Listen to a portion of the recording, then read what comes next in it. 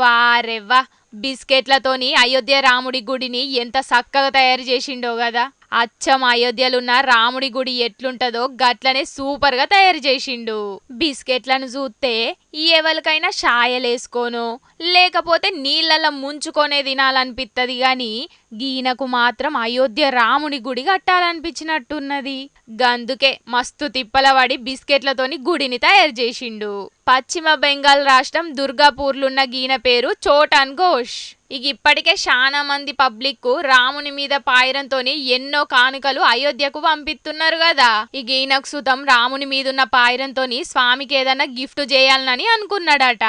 గందుకే గీనకున్న టాలెంట్ తోని మొత్తం 20 కిలోల పార్లేజీ బిస్కెట్లను పెట్టి గుడిని గీ తీరుగా తయారు చేసిండన్నట్టు. గిదొక్కటే కాదు, అంతకు మొదలు సుతం చంద్రయాన్ 3 మోడల్ ను కూడా తయారు చేసిండట. గీన టాలెంట్ ని తారీఫ్ చేసుకుంటా కామెంట్లు పెడుతున్నారు చాలా మంది పబ్లిక్.